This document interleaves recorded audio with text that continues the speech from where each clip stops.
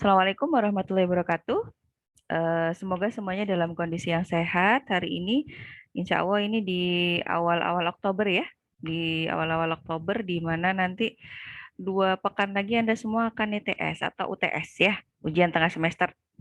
Jadi ujian tengah semester masih online dan itu nanti akan by LMS gitu ya. Untuk beberapa mata kuliah, misalnya praktek atau yang lain-lain biasanya tergantung appointment atau janji dengan dosen ya. Nah, pada kesempatan kali ini kita akan berdiskusi lagi melanjutkan tentang pekan kemarin ya. Pekan kemarin tuh kalau nggak salah terakhirnya tentang breathing, ya nggak? Made masih ingat tentang breathing nggak pekan kemarin itu? Iya Bu, tentang briefing. Baik, tentang breathing. Nah, kemarin itu kasusnya kalau nggak salah ini ya, Risa dan Lala ya, yang apa namanya, kesetrum itu ya, Setrum. salah satu. Baik. Iya Bu. Nah, saya lanjutkan ya. Jadi kalau Anda sudah apa namanya melihat yang kemarin, itu nanti Anda akan ini apa namanya di teori LMS teori saya flashing rekaman yang pekan kemarin sehingga Anda bisa melihat lagi kira-kira penjelasan dari yang termin pertama mulai dari penilaian keadaan sampai dengan breathing ya. Oke, kasus kemarin itu udah dilakukan di jantung ya. Jadi ada RJP dan kemudian ternyata setelah dicek itu pernafasannya tidak ada. Ya, dan kemudian dilakukan rescue breathing atau pernafasan buatan yang dilakukan dalam 2 menit itu ada 12 sampai 24. Jadi setiap 5 detik kalau Anda cek 1, 2, 3, 4 tiup gitu, 1, 2, 3, 4 tiup ya. Jadi kalau Anda bayangkan 60 bagi 5 itu 12 ya. Itu minimal dalam ini. Kalau memang terlalu lama atau 10 detik tidak apa-apa. Jadi dalam 2 menit itu adalah 12 sampai 24 ya. Otomatis ritmenya boleh setiap 5 detik sekali atau sampai 10 detik sekali. Dari sini paham dulu? Oke. Lanjut. Kemudian setelah breathing, karena algoritmanya adalah CAB, setelah breathing di penilaian dini, apa yang kita lakukan?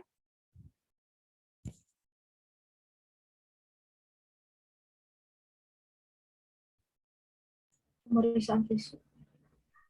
Masuk ke dalam pemeriksaan fisik. Oke. Bisa disimpulkan mungkin salah satu memberikan kesimpulan sebenarnya penilaian dini itu menilai apa sih? Dan di sana kita kan nggak ngitung sama sekali ya. Kita cuma melihat kualitas. Jadi nggak ngitung berapa denyut nadinya, berapa pernafasannya, berapa yang lain-lain. Apa sih titik pentingnya kita ngecek sesuatu di penilaian dini gitu? Ada pernafasannya Bu. Selain ada pernafasan, oke? Ada apa lagi? Responnya. Respon, ada pernafasan, yang paling penting adalah nadi, ya.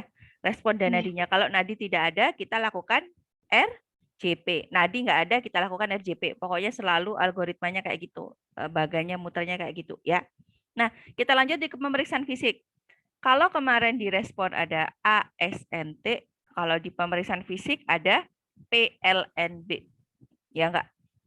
Jadi harus Ya apa Bu. namanya singkatan-singkatan itu kayak istilahnya itu kayak jembatan keledai. Jadi jembatan keledai itu kayak kita ingat gitu singkatan akronim itu apa ya? PLNB. P-nya adalah perubahan bentuk, L-nya adalah luka yang terbuka, N-nya adalah nyeri, B-nya adalah bengkak. Oke? Perubahan bentuk, luka, nyeri dan bengkak, PLNB. Nah, memeriksanya adalah head to toe. Jadi mulai dari ujung kepala sampai ujung kaki. Nah, untuk pemeriksaan ini terutama pastikan bahwa dia sudah bernafas dengan baik, istilahnya nggak ada masalah lagi di CAB-nya. Ya, paham ya? Kalau orangnya masih kayak terengah-engah kayak gitu, oke, berarti ada sesuatu yang belum beres di breathing-nya, misalnya, atau RW-nya dan yang lain-lain. Nah, itu perlu Anda cek lagi benar-benar ini benar-benar breathing-nya udah bagus apa enggak gitu. Karena kadang-kadang ada beberapa orang yang breathing-nya tidak baik dan tiba-tiba sedetik atau 2 detik kemudian dia nggak bernafas. Nah itu jangan sampai Anda melakukan head to toe pemeriksaan dari ujung kepala sampai ujung kaki, kemudian dia tiba-tiba tidak bernafas atau nadinya tidak teraba, Anda terusin PLNB-nya. Anda harus stop. Balik lagi ke step sebelumnya. Ya, karena paling penting di sini adalah si respon tadi sama penilaian dini. Ya, oke. PLNB yang perlu dipersiapkan pertama kali adalah saksinya tadi harus ada. Kenapa? Karena di PLNB ini Anda benar-benar memegang, meraba seluruh badan. Ya, kalau nanti tidak ada saksi dan yang lain-lain, maka akan bisa jadi ada apa namanya, entah itu pelecehan atau yang lain-lain itu berbahaya. Nah, bagaimana cara untuk melihatnya? Biasanya dalam sekali Anda memeriksa PLNB dalam satu area, itu langsung tahu PLNB-nya. Misalnya kalau penderita kemarin tuh sepertinya nggak ada luka ya Mbak ya, seingat saya. Nggak ada, Bu. Ya nggak ada luka sama sekali. Oke, kita buat aja skenario-nya ada luka, misalnya luka luka robek. Nanti kalau di cedera jaringan lunak Anda bisa lihat namanya luka robek itu adalah luka yang tepinya tidak beraturan. Kalau sobek itu yang rapi ya, beraturan. Kalau luka tusuk dia biasanya panjang dan dalam. Sorry, nggak panjang, dalam dan kecil. Kalau luka robek itu biasanya Anda kena benda tumpul. Kalau luka sobek itu biasanya kena benda tajam. Nah, kalau luka robek misalnya kan jatuh ke apa namanya tuh lantai ya. Lantai kan benda tumpul nih, ya, nggak ada apa di situ. Nah, setelah itu benda tumpul, kemudian ketika itu lukanya robek di sini, katakanlah. Ketika melakukan PLNB, Anda benar-benar menekan, bukan hanya meraba gini. Kenapa? Karena di situ ada nyeri. Nah, bedakan PLNB di pemeriksaan fisik dan ASNT nyeri di respon, itu beda, ya. Karena sama-sama ada nyerinya, ya. Jadi PLNB di pemeriksaan fisik, nyeri itu adalah sensasi ketika dia bisa bisa berujar bahwa itu sakit, ya. Jadi misalnya gini, saya tekan gini, kita akan periksa dulu bagian kepala. P, ada nggak perubahan bentuk? Perubahan bentuk itu biasanya patah tulang. Anda bisa bayangkan kalau misalnya tulang ini ceklek gini kan biasanya ada patah ya, berubah bentuknya. Itu namanya perubahan bentuk. Terus pada tulang paha biasanya itu tulang kan ini ya panjang. Nah pada tulang itu kalau misalnya patah itu kan dia gini, tulang awalnya gini terus gini. Nah otomatis dia makin mendek kan, ininya pahanya ya, ya di paha, paha. Kalau paha nggak ada paha atas paha bawah ya, ini bukan ayam ya. Jadi paha sama betis gitu, beda ya. Jadi kalau paha itu kalau tulangnya ini kan gini. Nah, kalau betis juga gitu. Jadi ada perubahan bentuk. Itu namanya perubahan bentuk. Nah, kalau di kepala itu perubahan bentuknya ya bisa jadi ada kelihatan itu mungkin tulang tengkoraknya gini gitu. Muka ya. Itu perubahan bentuk namanya. Kalau luka, luka itu ya luka apapun, luka itu yang berat, berdarah. Nanti akan lebih jelas di cedera jaringan lunak ya. Itu namanya luka. Kayak tadi ada luka robek, itu luka robek berarti. Kalau nyeri, Anda tekan gini, ya nggak ada luka ya. Kira-kira kalau ada luka Anda tekan nyeri nggak? Kira-kira secara umum deh. Kalau seseorang ada luka biasanya nyeri nggak? Nyeri, sakit. Nyeri. Makanya kalau yang ada luka nggak usah ditekan. Ya. Udah kelihatan ada luka, jangan tambah ditekan-tekan, pasti nyeri. Yang nyeri itu adalah misalnya di pipi, nggak kelihatan luka sama sekali, ditekan kayak gini, dia sakit. Atau mungkin ada respon gini. Nah, itu berarti nyeri. Dia bilang sakit. Atau kan kelihatan ya kalau kita kayak gini tuh sakit, misalnya senggol apa itu sakit. Nah, itu berarti nyeri. Tapi bukan ditekan pada bagian yang kelihatan luka banget. Nah, ini patah tulang, perubahan bentuk ada tekan ya, pasti nyeri ya. Itu nggak perlu ya. Oke. Nah, kemudian yang selanjutnya adalah B, bengkak. Namanya bengkak adalah biasanya bisa kalau awal-awal apa tuh jatuh itu ya jadi ada benjol, ada merah kemerahan atau mungkin kayak berat gitu merah kebentur tapi nggak benjol tapi merah. Berbeda warna ya. Gitu ya. Nggak apa-apa Mbak, adiknya ajak belajar nggak apa-apa kok. Mbak siapa itu? Nggak apa-apa beneran. Boleh duduk. Aku. Ini kayak nonton bioskop ya. Nggak apa-apa beneran. It's okay. Namanya juga ini. Duduk sini aja nggak apa-apa. Terus tadi PLNB ya. Nah, itu dilakukan mulai dari ujung kaki sampai ujung bawah ya. Paham dulu ini? Ada mau didiskusikan dulu? Sudah? Kalau sudah kita lanjut dulu. Iya, Ibu lanjut. Oke, lanjut dulu nanti baru ada pertanyaan.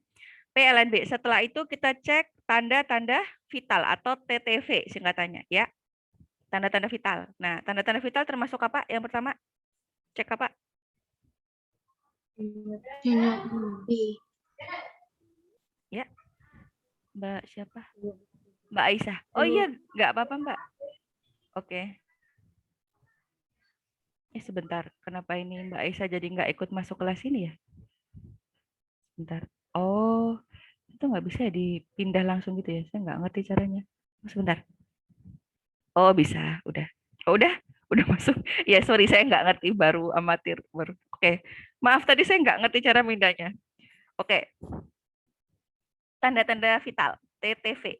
Jadi kalau TTV kita apa namanya kita umpamakan kita ngecek biasanya tanda-tanda vital itu adalah tanda-tanda orang itu masih bisa berlangsung kehidupannya. Kalau kita cek di penilaian dini atau CAB itu adalah kualitinya, kualitas. Tapi kalau di pemeriksaan fisik kita akan cek quantity ya.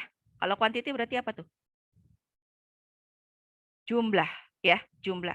Oke, sekarang siapkan kertas sama pulpen atau apa gitu. Kita akan hitung berapa jumlah nafas kita, berapa jumlah nadi, dan apa lagi ya?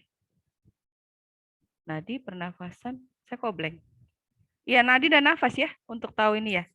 Oke, nah cara untuk mengecek nadi adalah karena Anda hidup, maksudnya itu sadar, keceknya di radial, di bawahnya ini ya. Jadi dibuat 3 jari kayak gini nih, kayak saya kemarin ya, 3 jari ya. Oke, kelihatan nggak ya tangan saya?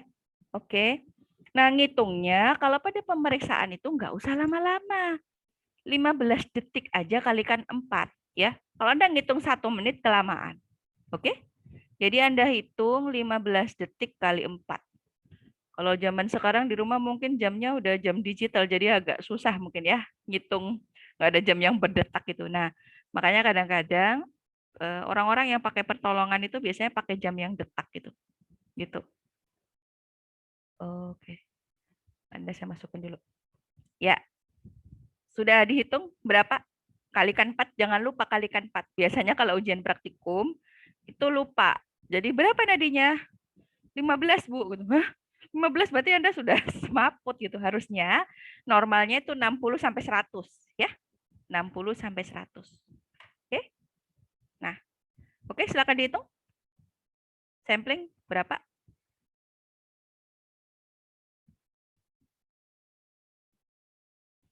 Sudah 15 detik ya.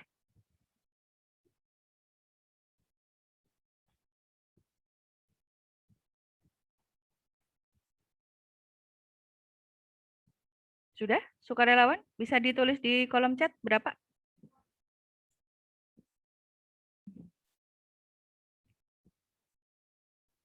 Berapa nadinya?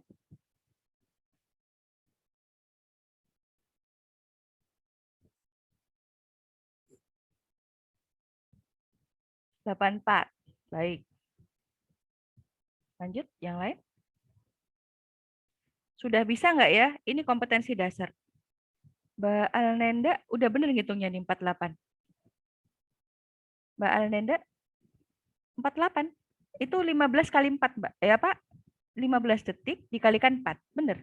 Berarti cuma 12 dalam 15 detik. Coba-coba dihitung lagi. Dalam 15 detik dihitung, terus kemudian nanti dikalikan 4. Ya. Oke, yang 100 ini mungkin apa deg-degan nih? Kenapa nih?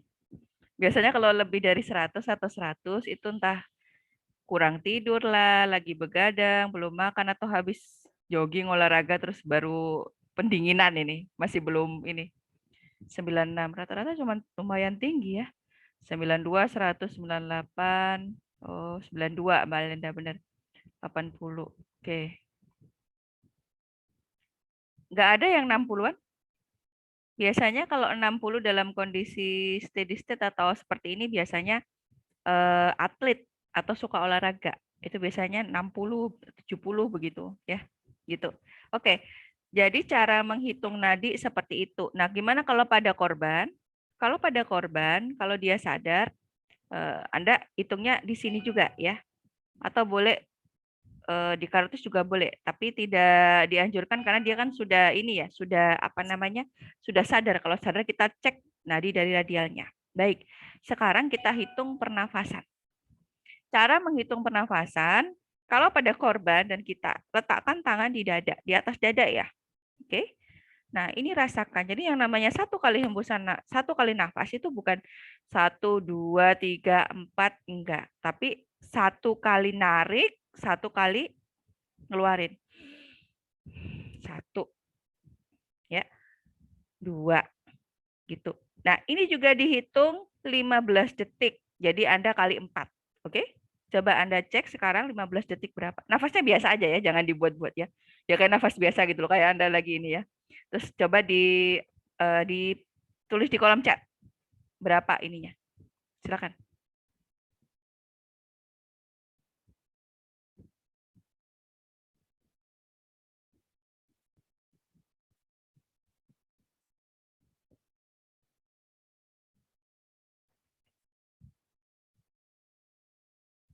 Oke, sebentar.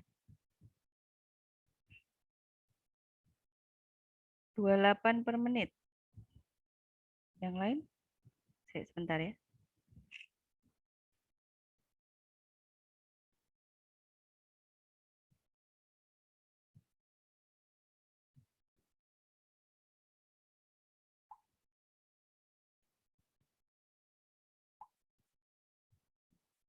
Sebentar. Ada yang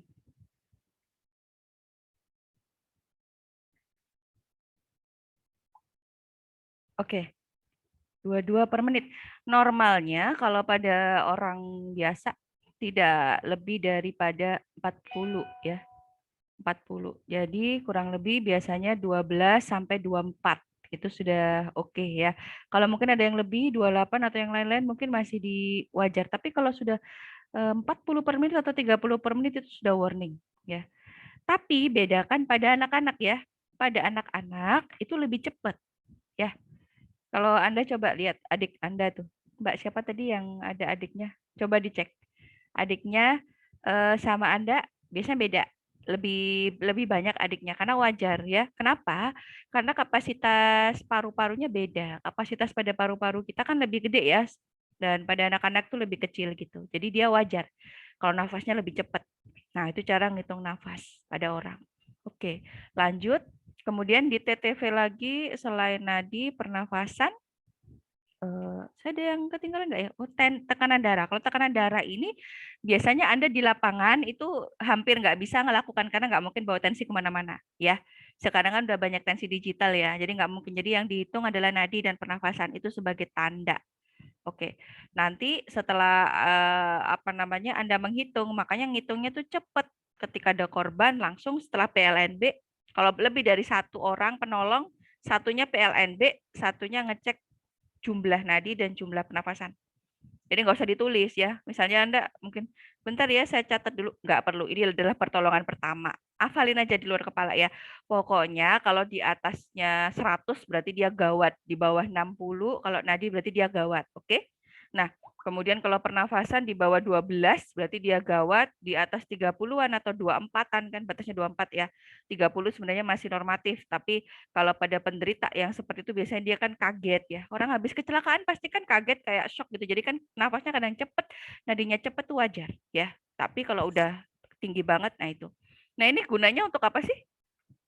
Kalau misalnya katakanlah penilaian dini sudah oke, pemeriksaan fisik ternyata nadinya tinggi banget sama apa tuh namanya pernafasannya tinggi. Nah kita berpikir apa nih?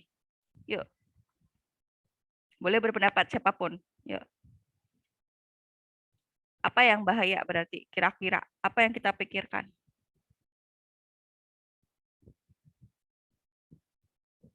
Silakan.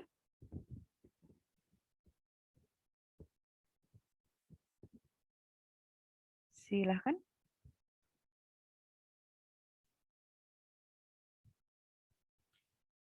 Raise hand atau apa silakan. Maksudnya kalau udah penilaian dininya udah bagus, sekarang pemeriksaan fisiknya nih yang kita lihat ada nadinya itu yang tinggi atau yang lain. Kita berpikir apa nih? Tidak ada pendapat yang salah. Yuk. Ini tadi kebanyakan sarapan atau belum sarapan? Kok kayaknya lemes semuanya. Kayaknya enak agak siang ya kita. Kalau siang kayaknya lebih semangat kemarin. Ini kok pagi-pagi udah letoy. Oh, berarti kalau siang tuh ada tidur siangnya dulu sebentar. Jadi lebih seger gitu ya. Kalau pagi udah, aduh. Mungkin ada yang bangun pagi tadi hari ini gini. Udah nggak ada yang tersenyum lebar, tertawa gitu dan bilang, yes, hari ini kuliah gitu. Ada nggak yang kayak gitu? Pasti semuanya kayak menanggung beban bertonton berat. Oh, Mbak Aisyah, silakan. Raise hand. Silakan. Halo Mbak Aisyah. Halo, ya. Ya, Selamat pagi. pagi, silakan. Iya. Ya, itu tadi penyebab penyebab nada, kak nada, Nadi, nadi, ya. ya Bu. Noda, Itu mungkin, ini. Oke. itu mungkin kalau menurut saya, misal dia habis kecelakaan terus Mhm. pemeriksaan awalnya bagus, tapi nadinya, denyut nadinya tinggi, mungkin sebelumnya pernah kecelakaan terus jadi trauma gitu Bu. Kadang kan kalau trauma kan kayak tiba-tiba tremor terus nadinya tinggi gitu. Iya, iya. Kalau definisi Ya. trauma, ya makasih Mbak Aisyah. Definisi trauma Iya. sebenarnya kalau di orang awam sama di mata kuliah sedikit berbeda ya. Kalau trauma kan berarti kayak ruda paksa, kayak kebentur atau lain. Kalau trauma itu kan misalnya kayak kita ya, aduh trauma nih hatiku misalnya kena apa gitu ya. Jadi kan terminologinya itu agak berbeda gitu. Jadi kayak sakit gitu ya, seperti itu. Nah, yang dimaksud Mbak Aisyah ini mungkin seperti dia itu habis kecelakaan gitu ya, berarti trauma. Nah, memang pada beberapa orang itu pada proses tadi yang sempat saya sampaikan, kalau kita kena kejadian tertentu yang di luar yang umum nih kayak jatuh atau yang lain-lain itu bisa semuanya meninggi daik nafas atau yang lain-lain. Nah, kalau dia baik-baik aja dari penilaian dini, dari pemeriksaan fisiknya tadi kan gitu, dia baik, tenangkan. Kadang-kadang penolongnya lebih nggak tenang, ya nggak? Penolong lebih gaduh, gelisah, gupuh gitu. Nah, itu juga bikin penderita jadi nggak tenang. Nah, kalau penderita nggak tenang karena melihat penolongnya juga nggak tenang, ini bisa dampaknya gede banget.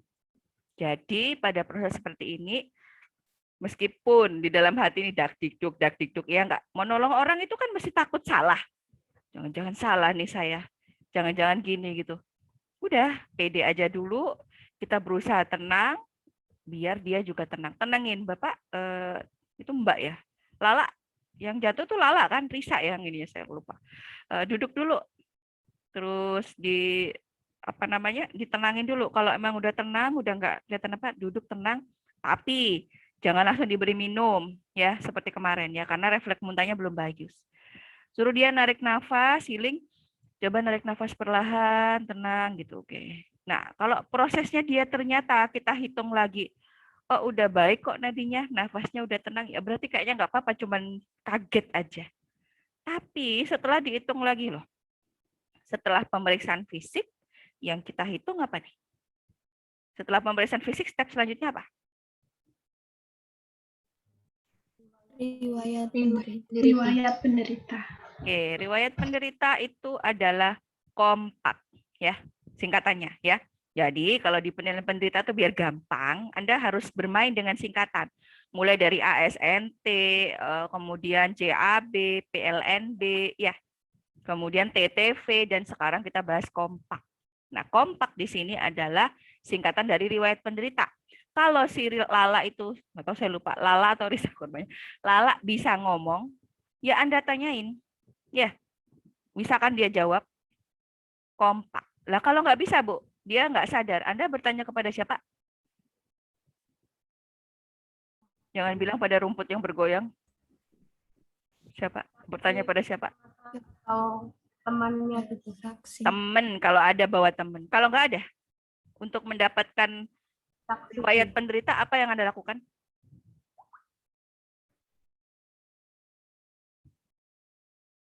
Kira-kira, biar tahu dia ini ada penderita jantung nggak ya, dia ini golongan darahnya apa, atau mungkin apa gitu. Biar tahu informasi itu, apa yang kita lakukan? Kalau dia nggak sadar. Kontak keluarganya mungkin, Bu. Kontak keluarga bisa kalau HP-nya nggak dikunci ya, nggak di lock. Kita coba cari searching gitu ya, nama-nama atau orang terakhir gitu. Bisa aja. Tapi kalau kadang-kadang kan HP, kalau saya sih memang suka ngunci HP, soalnya kalau masuk tas, udah ini nggak karu-karuan ke telepon siapa aja, pernah dulu kayak gitu. Jadi itu penting. Jadi kalau biasanya orang itu akan nge-lock HP, ya nggak sih? Kalau nggak gitu pakai fingerprint ya. Ya kalau misalnya ini fingerprintnya dipakai gitu ya, di orangnya nggak sadar gitu kan, kayak itu ya bisa ya, kayak apa, kayak sidik jari jadi kayak film. Tapi kita manfaatkan dulu nih apa yang ada di orang itu. Jadi kalau ada saksi, ya kita buka, kita lepas, barangkali ada apa tuh, obat ya. Terus biasanya gitu, kalau penderita kronis misalnya dia diabetes atau yang lain-lain, dia pasti bawa obat nih kalau ini. Terus di dompetnya dia ini rumahnya di daerah mana, jangan-jangan dia cuma terjatuh di depan rumahnya deket sini gitu. Jadi kan orang bisa lari manggil tetangganya atau siapa gitu. Terus di sana kalau di Indonesia mungkin belum ada kartu medis ya. Kartu medis tuh misalnya dia sakit apa-apa gitu. Kalau di luar mungkin udah terintegrasi. Jadi penderita ini dia sakit ini, bahkan kalau dia penderitanya epilepsi, ayan itu sudah ada warningnya. Kalau ayan tuh kan sewaktu-waktu kadang kambuh ya. Nah, itu kan berbahaya. Ayan tuh, pernah tahu ayan ya, epilepsi ya? Kejang yang berbuih itu, nah itu kan gitu. Nah, hal-hal yang seperti itu perlu untuk dilihat. Jadi kalau kita lagi ngerogoh dompet, ya harus ada saksi. Jangan sampai kita buka-buka gitu, nanti kita dituduh ngambil ATM lah, yang lain-lain, ya itu berbahaya. Dan pastikan juga memang pada saat pertolongan, ada orang-orang yang niatnya nggak baik. Jadi ngambil atau nyuri, ada kayak gitu. Ya, malah nggak nolong, malah dompet atau itunya diambil. Nah, itu kalau sebisa mungkin itu amankan juga untuk bendanya. Lah kalau nggak bisa ya udah. Kan Anda menolong nyawanya dulu nih ya. Yang penting Anda nggak ngambil gitu ya, Anda jujur. Nah, terus setelah pemeriksaan itu Anda pakai pemeriksaan berkala. Setelah kompak ya. Nah, di kompak ini apa aja sih yang ditanyakan? Tanya apa? Kak di kompak apa? Keluhan utama. Baik. Keluhan utama. Tanyakan. Keluhan utama itu adalah bertanya. Jadi dia kan udah melalui proses penilaian diri sampai TTV, pemeriksaan tanda-tanda vital. Tanyakan. Yang paling dikeluhkan utama apa sih gitu? Mungkin orang bilang, saya lapar. Boleh. Loh, keluhan utamanya lapar, Bu. Lah iya, bisa jadi dia itu lagi kurang makan, terus akhirnya pingsan kan gitu ya. Terus kesetrum lagi tadi kan si Lala itu. Lapar. Boleh aja, nggak ada keluhan yang salah gitu. Terus ya tapi tidak berhenti di situ, digali lagi. Ada yang sakit nggak gitu?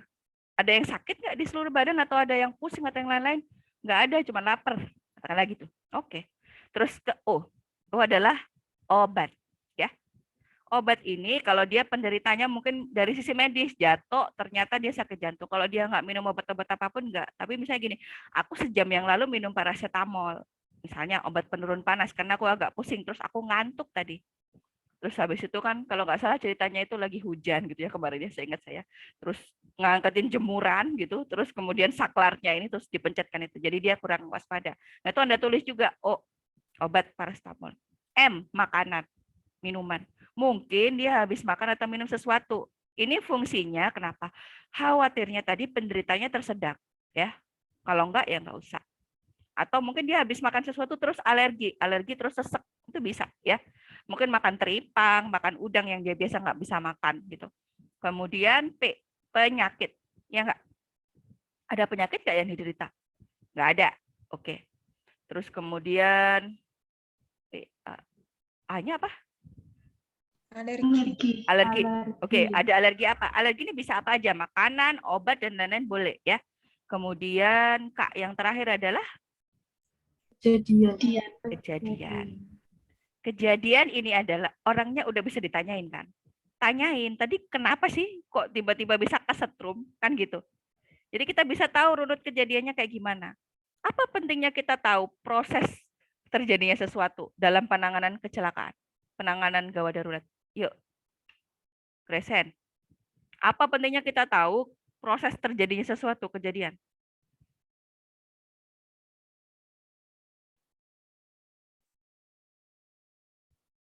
Oke, Mbak Bernika, silakan. Biar kita tahu langkah apa yang bisa kita ambil tuh dari kejadian itu, kita bisa mengambil langkah apa selanjutnya gitu. Baik, jadi misalnya kita kayak ini ya, apa namanya itu, tahu prosesnya dia kesetrum itu gimana, kan gitu ya. Ternyata dia kesetrum itu nggak pakai, apa tuh namanya, nggak pakai sendal ya. Biasanya kan orang jalan ya di dalam rumah pakai sendal. Tangannya basah gitu, nah gitu. Jadi kita tahu prosesnya, langkah-langkahnya itu apa. Oh, dia cuman kesetrum aja gitu. Misalnya sebelumnya dia didahului oleh kejadian lain.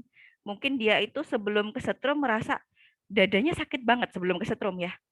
Nggak tahu kenapa dadanya tuh sakit banget. Nah, kita perlu memikirkan ada proses lain. Misalnya mungkin yang Mbak Lala ini atau Risanya tuh sakit, punya penyakit jantung gitu. Jadi udah kayak ampek banget ditambah kesetrum. Berarti proses penanganannya lebih kompleks. Dalam arti ketika nanti kita merujuk atau mengirim teman kita itu ke rumah sakit atau yang lain-lain, kita lebih bisa paham nih. Oh, ternyata dia ini kayak gini proses kejadiannya ya. Jadi bisa menangani dengan lebih bagus. Oke, good. Terus selanjutnya adalah pemeriksaan berkala. Nah, pemeriksaan berkala ini yang perlu Anda lakukan setelah semuanya selesai ending, korban udah duduk, udah tenang, jangan ditinggalin. Proses 15 menit ke depan itu adalah proses yang kritis. Bisa jadi dia terjatuh lagi atau pingsan lagi ya. Jadi dicek berkala 10 sampai 15 menit. Nah, kapan kita harus merujuk korban atau setelah call for help ya, menelpon bantuan itu, kita mau rujuk ke ambulan dan yang lain-lain. Sebaiknya ketika sudah kita cek responnya, kan kita telepon ya, kita telepon bantuan, cek respon dan kelihatan di penilaian keadaan yang step nomor 1, kayaknya saya udah nggak bisa nolong dan dia kayaknya harus dibawa ke rumah sakit. Itu segera kita telepon ambulan. Jadi bukan hanya manggil saksi ya. Nah, cara menilainya gimana? Misalnya pada kondisi yang udah berdarah-darah, terus kemudian dia nggak sadar-sadar, korban yang kesetrum, itu bahaya. Ya, korban yang kesetrum atau tersengat listrik itu bisa jadi henti jantung dan kita nggak bisa hanya menangani di dalam rumah aja, harus segera dirujuk. Meskipun nanti ketika kita udah selesai ambulannya datang dia udah bangun, tapi itu masih perlu distabilisasi paling nggak 24 jam. Kenapa? Kalau kesetrum itu jantungnya kan berhenti. Ya. Jadi berhenti. Nah, ada beberapa bagian otak yang mungkin juga ini dan bagian organ lain yang terhubung dengan jantung dan otak itu bermasalah. Jadi pada kasus-kasus patah tulang juga yang apa namanya, patah tulang yang terbuka atau tertutup. Kalau terbuka berarti kan kelihatan tulangnya, kalau tertutup nggak kelihatan. Anda nggak mungkin kan bisa nanganin sendiri di rumah gitu. Bu, saya bawa Bu ke alternatif sangkal putung gitu. Ya, kadang-kadang penanganan seperti ini malah tidak membaik ya. Seringnya kadang nyatunya malah nggak bagus. Bayarnya juga mahal, akhirnya datang ke rumah sakit dengan kasus yang udah lama. Saya sering dulu di rumah sakit itu dapat, saya waktu saya masih stase ya, itu kesangkal putung lama nggak nyatu tulangnya, akibatnya dia dioperasi, coba dioperasi dibenerin lagi kayak gini, dipotong lagi tulangnya dikit, dibenerin lagi. Nah itu kan jadi useless ya, padahal itu kan sakit ya. Memang ada juga sih Bu yang cuman dislokasi aja, dislokasi itu kayak mingslet gitu, dibenerin biasa di sangkal putung juga baik. Bener itu juga bisa ya, namanya juga apa namanya peluang ya. Cuman alangkah baiknya biar tahu kondisi tulangnya kayak gimana, apalagi pada usia yang muda, anak kecil. Itu tulangnya masih tulang muda, istilahnya tulang masih cepat penyembuhannya. Jadi kalau tidak dibawa ke tempat yang istilahnya pas untuk penanganan, maka akan rusak. Sampai ada anak tuh yang sampai besar tuh jalannya miring karena salah pada proses tulangnya itu. Ada yang kayak gitu. Ya. Oke, itu di pemeriksaan berkala. Endingnya adalah itu dan pelaporan. Nah, untuk pelaporan Yang perlu kita lihat di sana adalah proses pelaporan itu biasanya kalau Anda nanti kerja di bagian SAE atau yang lain-lain dan menemukan ada kasus seperti itu, biasanya buat laporan kecelakaan yang nanti akan dilaporkan ke dokter perusahaannya atau dokter hiperkesnya. Nah, itu nanti yang akan menganalisis dia butuh untuk fit to work-nya, terus yang lain-lain gitu. Jadi tidak apa ya, tidak di sini itu tidak Anda yang paling tahu gitu, memang berkolaborasi ya. Kalau secara ilmu medis kan memang bukan ini apa namanya basic Anda gitu ya. Jadi dari sisi health and safety-nya. Oke, ada yang mau didiskusikan dulu? Itu penilaian penderita.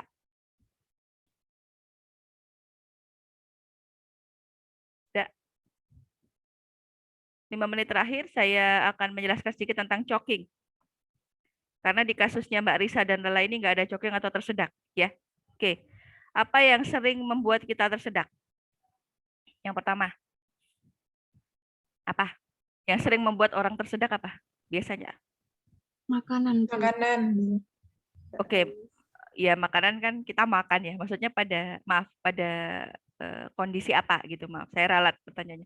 Pada kondisi apa makanan sering membuat kita tersedak? Lagi bergurau gitu. Bergurau, bercanda, berbicara. Ketika kita sedang mengunyah makanan, secara mekanis gigi mengunyah. Lidah mengeluarkan enzim ludah ya. Maaf. Kelenjar di ludah, kelenjar di mulut mengeluarkan enzim ludah, petialin dan yang lain. Lidah membantu proses pelumatan dan akhirnya menelan. Nah, pada proses menelan ada anak tekak atau uvula. Di belakang tuh kan ada kayak uvula tuh, tahu ya? Kayak yang bulat kayak gini tuh, anil-anil tuh kalau bahasa Jawanya gitu. Ketika makanan menyentuh di sana, itu respon daripada penutup daripada tempat nafas atau laring itu tertutup gini, namanya epiglotis. Masih ingat nggak pelajaran SMP atau SMA? Kalau epiglotis nutup gini, sek. Kalau dia nutup, maka jalan nafas akan aman dan makanan masuk. Ya nanti di sisi pencernaan akan lebih ini. Nah kalau kita lagi ngomong, bingung nih epiglotis, nutup nggak gitu. Ya ini lagi. Kalau kita bicara kan berarti kita bernafas. Kita bicara, kita bernafas nggak? Ya nggak? Iya. Loh, lagi ngomong ini pasti kita nafas. Kenapa? Karena di dalam laring itu ada namanya plika vokalis, itu kayak yang getar gitu loh udara. Itu kalau kita nyanyi gitu ya, nadanya tinggi atau yang lain-lain, dia akan bergetar. Menciptakan fonasi A, I, U, E, O itu juga dari sini dan juga dari mulut dan lidah. Kalau kita nggak punya lidah atau yang lain, kita akan cadel atau kesulitan kayak gitu. Nah, makanya si epiglotis ini akan naik turun gini tuh akan benar-benar dia bingung. Nah, pada saat dia pas buka, kita lagi ngomong atau canda, masuklah dia. Nah, ini yang biasanya tersedak. Seringnya lagi minum. Kalau lagi minum, makan bakso yang panas dan pedas gitu ya, enak banget gitu ya. Terus kena di sini gitu ya. Kadang sampai masuk gitu ke ini. Udah sakit banget. Jadi kayak tersedak kayak gitu, keburu-buru ya. Nah, pada proses-proses yang seperti itu sering juga ditemukan ada benda asing. Hati-hati ketika memasukkan sesuatu ke dalam mulut. Kadang-kadang pada wanita seringnya adalah jarum pentul. Ya, yang pakai kerudung. Ayo, sering kan biasanya gini. Nggak sadar. Tiba-tiba diajak ngomong sebelahnya, hap, masuklah. Sering gitu. Dan itu bayangin jarum pentul harga Rp100 atau Rp500 itu harus dioperasi. Operasinya itu ya kalau bisa diambil sempurna ya dimasukin alat gitu ya ke dalam ininya. Setiap kali nafas otomatis sakit lah kalau udah nusuk. Nah itu yang bahaya. Ya apapun deh, peniti atau apapun kadang-kadang kita lupa ya penutupnya bolpen. Atau ada yang nggak bisa diem pokoknya Bu. Kalau saya ditelepon atau lagi apa itu mau nulis tangan gerak-gerak kan ada yang kayak gitu ya kinestetik banget. Ada yang masuk. Nah itu kalau udah masuk maka akan berbahaya. Nah kalau sudah tersedak pada orang yang sadar, Anda bisa lihat di videonya choking. Video choking itu dia namanya di Heimlich maneuver ya. Kita berdiri, Kemudian orangnya di depan kita kan. Nah, pas orangnya di depan kita, itu kita kayak pasang kuda-kuda. Pasang kuda-kuda itu kakinya dia itu apa tuh? Dilonggarin. Kaki itu kan gini ya. Dilonggarin dan Anda berdiri di belakang, jangan di depan. Ya, kenapa? Karena kalau tiba-tiba dia terjatuh gini seret gitu. Nah, kalau udah terjatuh kayak gitu berarti Anda bisa menahan dan meletakkannya. Karena pada proses itu yang Anda ketahui, itu kan nggak nafas lama ya, kalau ketutup ya. Kalau nggak nafas lama berarti dia kayak pingsan, nanti bisa pingsan. Kalau orang tersedak, biasanya cirinya adalah memegang leher, karena dia merasa seperti kecekik. Bayangin kalau kita tiba-tiba nggak bisa ngomong sama sekali, nggak bisa nafas sama sekali. Orang kan gupo, panik ya. Nah, biasanya ini akan terjadi di banyak tempat. Kalau misalnya Anda nanti lihat YouTube atau yang lain, ada rescuer itu yang di rumah makan. Waitersnya atau pelayannya itu harus punya kompetensi Heimlich maneuver. Karena sering, ya. Ini sama-sama ketika warning juga nih, ketika makan benda-benda yang bulat atau yang bentuknya licin, potong. Ya, nggak apa-apa lah Bu, bakso kan lebih nikmat kalau langsung kayak nikmat banget gitu ya, gede gitu. Itu bahaya ya. Kadang-kadang lagi gini terus terselip, giginya terselip karena lidah terlalu licin gitu ya mungkin ya. Nggak cuma ini silat lidah, jadi lidah licin ketelan, itu berbahaya. Makanya dipotong ya. Kecil kok Bu, cuman segini. Bahaya ya. Ya kalau Anda pastikan bisa ngunyah, makanya kalau ngunyah, yang namanya mengunyah itu gigi geraham. Yang depan ini menggigit ya, gigi seri itu. Jadi kalau ngunyah biasakan di geraham. Kalau geraham lebih aman karena dia kan terhalang ya oleh belakangnya ini. Tapi kalau Anda gigi ini lepas ke belakangnya lebih cepat ya. Gitu. Kemudian yang bisa Anda pastikan lagi adalah ketika melakukan Heimlich maneuver, kalau penderitanya obesitas atau gemuk dan hamil, jangan ditekan di perut ya. Bisa lahiran nanti atau yang lain-lain ya. Tekannya di dada ya. Kalau enggak, ya Anda kayak gini kan, biasanya Heimlich itu tangan mengepal, satunya gini ya, gitu.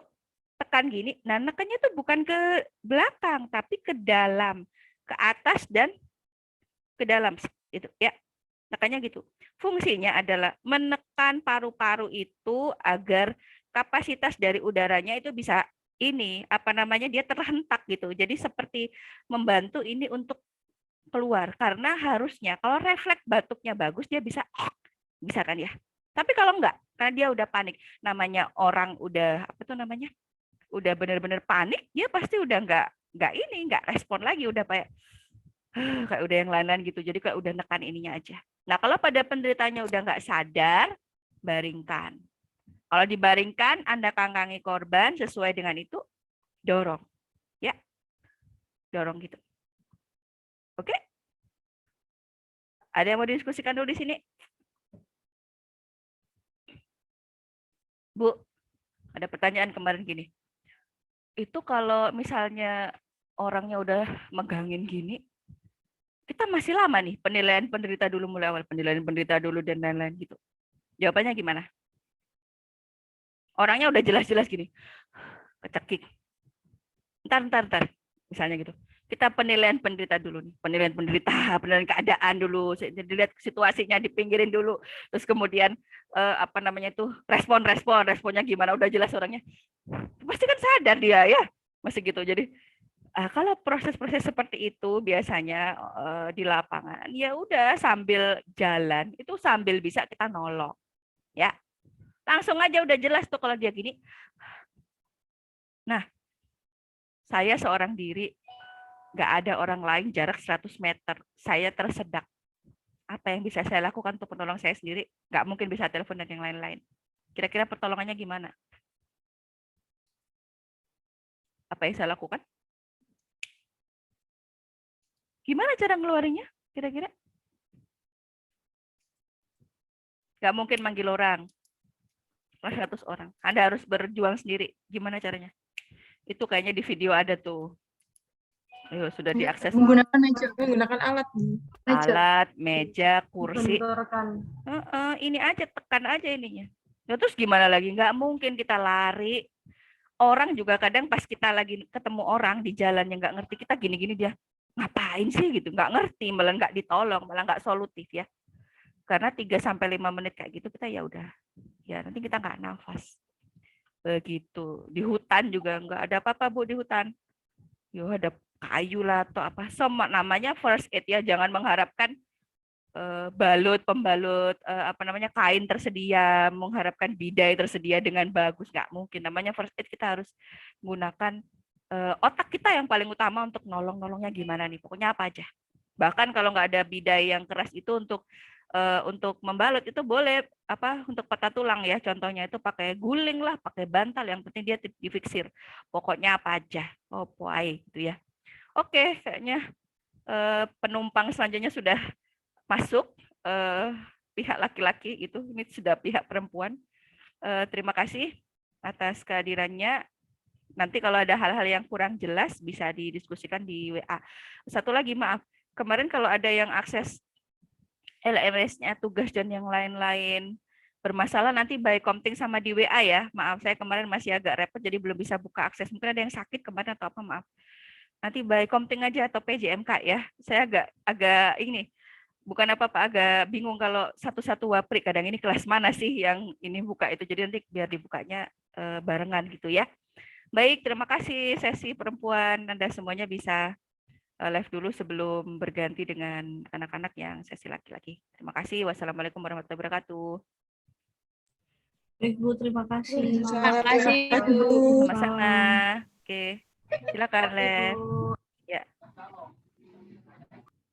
Silakan live. Oke, kelas laki-laki sudah lengkap semuanya?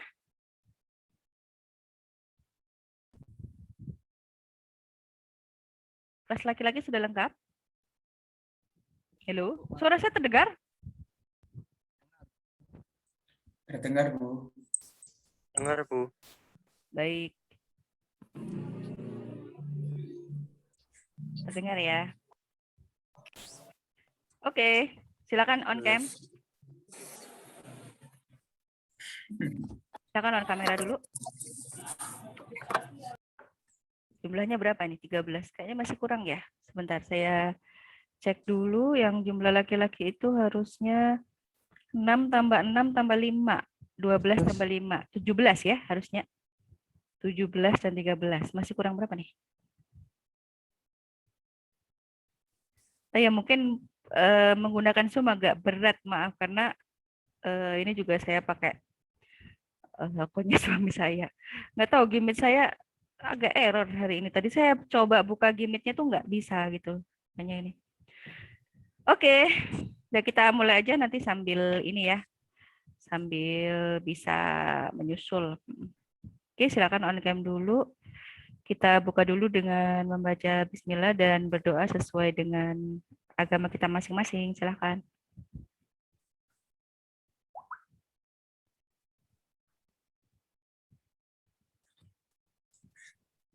Silakan dicukupkan. Ya, Assalamualaikum warahmatullahi wabarakatuh. Semoga semuanya dalam kondisi sehat hari ini dalam lindungan Tuhan Yang Maha Esa, sehingga pada pagi hari ini teman-teman tadi sudah pagi jam 8 ada kuliah lain, dan pada sesi pagi menjelang siang ini kita akan diskusi tentang praktikum melanjutkan dari sesi kemarin. Ya, kalau nggak salah kemarin itu kasusnya Mas Aksan. Iya, saya lupa ya. Benar ya? Kasusnya Bu. Mas Aksan yang apa tuh? Laki-laki ya terjatuh ya Mas ya, kecelakaan ya. Oke. Nah, kemarin kita diskusi dari sampai breathing ya, benar nggak? Iya, Bu, terakhir Baik. sampai breathing. Baik, breathing Breathing. itu kemarin katakanlah kondisinya gini nih. Dari RW-nya tadi, RW-nya sudah terbuka. Kemudian kita akan melakukan namanya bantuan nafas. Bantuan nafas karena kita lihat dia tidak bernafas dengan spontan. Jadi orang itu nafasnya udah, jalan nafas sudah terbuka, ibaratnya saya nggak punya botol. Oh ini aja deh. Kelihatan ya. Ini lagi nggak pamer sanitizer ya. Jadi contohnya gini nih. Ini tabung, ini paru, ini adalah jalan nafas ya. Nah jalan nafas ini sanitizer bisa keluar karena ininya nggak buntu. Oke? sanitizer bisa keluar kalau di sini paru-parunya ada udara. Jadi, sorry, kalau ini ada air. Kalau di sini nggak ada isi sama sekali, atau terendam, kalau paru-paru orangnya tenggelam, kan terendam air ya, itu juga susah untuk mengeluarkan gini. Nah, ini kalau dia nggak buntu, tapi ini nggak bisa mengembang sempurna, berarti ada masalah di sini. Entah di sini terisi sesuatu penuh, atau dia tidak bisa bernafas spontan, karena mungkin ada saraf. Orang habis kesetrum, orang habis yang lain-lain. Nah, ini akan berhenti saraf untuk bernafas secara spontan. Ibaratnya seperti Anda kemarin atau hari ini pernah cegukan. Ada yang pernah cegukan?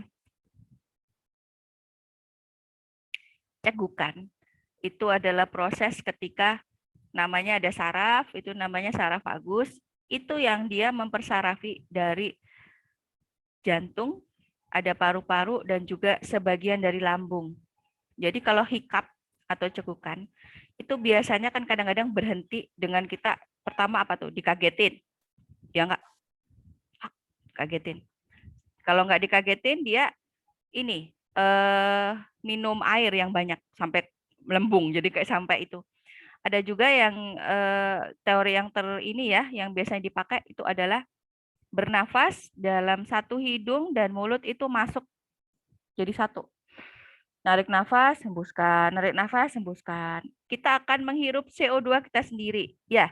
Nah, itu akan lebih cepat kita ini karena dia rangsang sarafnya itu sama. Nah, itu begitu pula ketika kita kaget, kemudian kesetrum dan yang lain-lain, jantung kita itu akan berhenti berdetak. Nah, pada proses seperti itu biasanya terjadi hal-hal yang tidak diinginkan. Jantung berhenti, kemudian yang lain, organ-organ yang lain juga akan turut juga berhenti, atau istilahnya kalau pembuluh darah masih ngalir sebentar, sedikit gitu, sel-sel darah masih hidup sih. Sama yang lain-lain tuh masih bergerak kayak gitu, tapi tidak optimal karena namanya juga kalau dalam sebuah sungai atau aliran air kalau tidak bergerak stagnan kan semuanya. Ikan juga bingung. Nggak ada aliran air sama seperti sel-sel tadi. Kok berhenti gitu. Nah, itu akan memicu kematian sel dan lain-lain. Nah, pada proses ketika kita melihat orang itu nggak bernafas spontan, kita akan melakukan namanya rescue breathing atau RB yang dilakukan dalam 5 detik 1 kali hembusan nafas, maksimal 10 detik 1 kali hembusan nafas. Kenapa? Karena dalam 2 menit kita melakukan 12 sampai 24 kali rescue breathing. Saya ulangi, kalau dia RW bebas tapi breathing tidak nafas spontan, kita akan lakukan bantuan nafas atau rescue breathing 12 sampai 24 kali per 2 menit, bukan dalam 1 menit. Oke? Jelas dulu di sini. Oke. 12 sampai 24 kali per 2 menit. Kalau kita hitung, maka setiap 5 detik sampai 10 detik kita harus melakukan 1 kali hembusan nafas. Jadi coba dibagi aja, kalau 5 detik berarti kita akan dapatnya nanti 2 menit 24 kali. Ya, kalau kita melakukan 10 detik, maka dalam 2 menit kita lakukan 12 kali. Ya, kayak gitu. Nah terus setelah 2 menit, yang perlu kita cek lagi adalah apa? Apa yang kita cek dalam 2 menit? Sirkulasinya, Ibu, sirkulasinya. C. Kita cek lagi nadinya. Ya. Kenapa? Karena bisa jadi dia nggak bernafas lama, kemudian baru kita cek lah, nadinya nggak ada. Kalau nadi tidak teraba, apa yang kita lakukan? RJP. Melakukan RJP. RJP. RJP Pokoknya lagi. pada kondisi apapun, kalau pokoknya ada kata-kata pokoknya, dalam kondisi apapun nadi tidak teraba, RJP ya. Loh Bu, dia tadi nggak nafas loh. Sekarang balik lagi ke algoritma yang C-nya. Oke? Nah, setelah itu, setelah semua selesai kita lakukan rescue breathing 12 kali dalam 2 menit tadi misalnya, atau 24 kali. Kemudian pada menit ke-6 ternyata dia bisa nafas spontan. Nafas gitu, udah bisa nafas spontan. Oke, yang kita lakukan selanjutnya adalah kita beralih ke section selanjutnya. Apa? RW-nya, kita periksa RW-nya. Kalau rescue breathing tadi sudah B, berarti A-nya udah kecek, Mas. Jadi algoritmanya kan CAB ya. Jadi circulation dulu, RW-nya dulu, baru breathing. Tadi kan kita bicara breathing ya, bernafasnya ya. Jadi kita berikan bantuan nafas itu sudah di breathing gitu, bukan di airway. Iya, paham dulu ya di sini, maaf, biar nggak bingung ya. Oke, nah otomatis selanjutnya kalau breathing sudah selesai, di penilaian dini kita akan melihat quality. Jadi nggak ngitung, kita nggak ngitung berapa RW-nya, berapa breathing-nya, berapa nadinya, kita nggak menghitung di penilaian dini, masih step 2. Nah, baru selanjutnya di step ketiga, kita akan menghitung kuantitinya atau jumlah dengan menghitung TTV atau tanda-tanda vital. Jadi menghitung tanda-tanda vital ini berapa nafasnya, berapa nadinya dalam 1 menit. Ya, oke? Perlu dipahami dulu, nanti keliru. Bu, nadinya ternyata jumlahnya ini, Bu. Loh, Anda ngitungnya di step apa? Penilaian dini? Belum. Penilaian dini itu hanya ngecek, setelah ngecek responnya, awas atau apa. Kemudian kita cek C-nya ada, oh C-nya ada. Oke, lanjut. RW-nya bagaimana, posisi, dan sini ternyata kita lakukan LDR juga untuk melihat breathing. Ternyata setelah LDR kita lihat, oh dadanya ngembang, udah oke, berarti CAB udah oke. Baru kita lanjut ke pemeriksaan fisik. Ya, oke. Jelas dulu di sini sebelum lanjut, nanti masih ada pertanyaan. Jelas? Oke, sementara itu nanti ada pertanyaan lagi. Nah, di pemeriksaan fisik, kita akan juga bermain dengan singkatan. Kalau di respon ASNT, kalau di pemeriksaan fisik kita akan bicara PLNB. Ya, PLNB adalah perubahan bentuk, luka terbuka, nyeri, dan bengkak. Perubahan bentuk, luka terbuka, nyeri, dan bengkak. Yang biasanya sering bingung adalah nyeri di sini, pemeriksaan fisik, bedakan dengan nyeri ketika kita memeriksa respon. Beda, ya. Kan sama-sama ada nyerinya, ASNT sama PLNB. Nah, nyeri di sini di pemeriksaan fisik itu PLNB itu langsung ya, mulai dari head to toe. Jadi mulai dari ujung kepala sampai ujung kaki kita cek. Namanya mengecek itu tidak hanya meraba, ditekan, ya. Pastikan itu semua bagian, Bu. Iya, head to toe. Nah, makanya kalau ada seperti itu ada saksi. Apalagi kalau beda gender ya, bahaya. Itu kan sama kayak gini ya. Jadi ditekan gini. Nah, pada kasus kemarin itu kasusnya Mas Hasan kayaknya nggak ada luka ya, saya lupa. Kita buat aja contohnya. Ternyata ada luka robek di sini. Luka itu nanti kita pelajari di cedera jaringan lunak di job sheet 3. Luka robek itu berarti luka yang karena benda tumpul biasanya. Kalau karena benda tumpul, biasanya dia tidak beraturan. Kalau luka kena benda yang tidak tumpul, misalnya pinggirnya meja atau apa yang tajam, dia akan beraturan ya. Nah, terus kita temukan di sini. Nah, ketika kita melakukan itu, kita cek ada perubahan bentuk nggak? Perubahan bentuk itu adalah yang pertama, mungkin ada patah tulang. Patah tulang tengkorak itu nonjol kayak gini. Nah, itu kan berubah bentuknya. Atau kalau di paha, itu tulangnya patah kan dia awalnya gini jadi gini. Kalau udah kayak gini dia akan memendek. Ya enggak? Panjang kan dia. Ini paha ya. Ini bukan paha atas, paha bawah ya, kayak ayam. Jadi paha ya. Paha itu ya pahanya itu paha satu paha itu, yang bawah itu betis ya, jangan keliru. Kalau betis juga gitu ya. Oke. Nah, terus perubahan bentuk nggak ada di sini. Nah, kemudian yang kedua adalah L, luka ya. Luka itu adalah luka yang terbuka.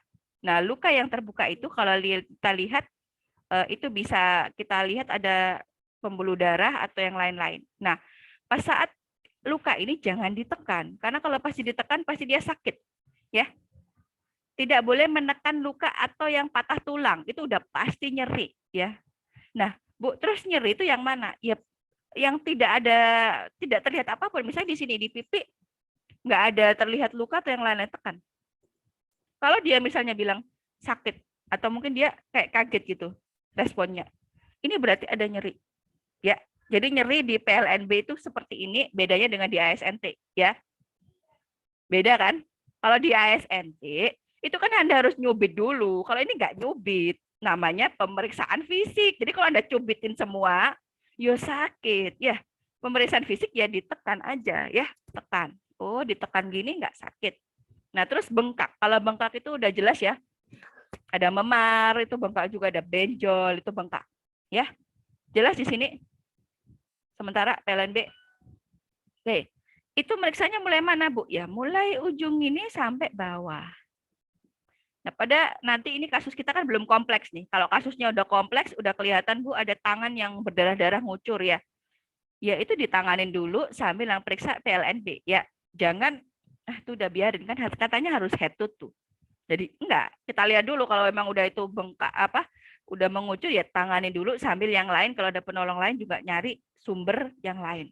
Sumber kegawatan yang lain. Oke, saya lanjutkan.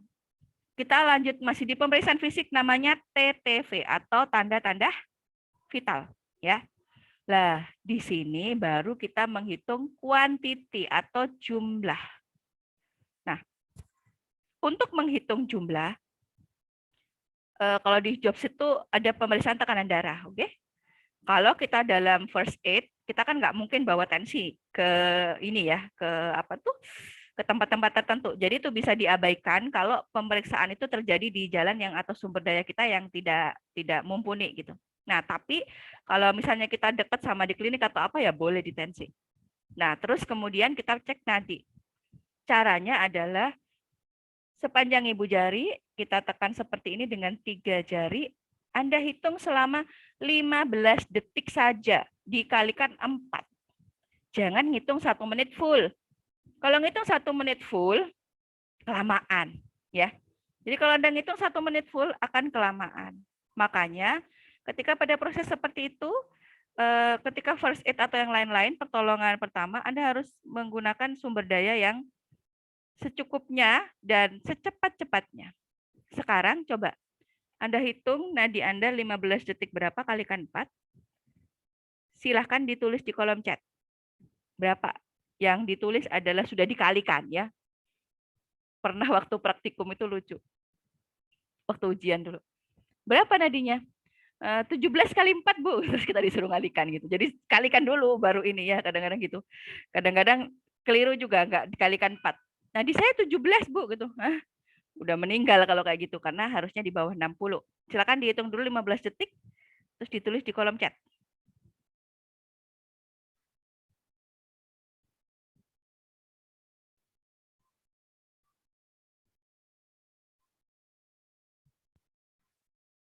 Oke, sudah, silakan ditulis di kolom chat.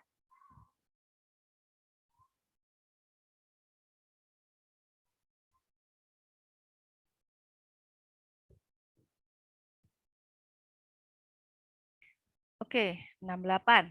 Yang lain silakan.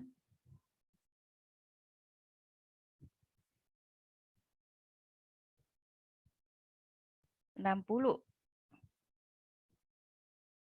Oke. Ada yang di atas 100? Halo, silakan ditulis di kolom chat.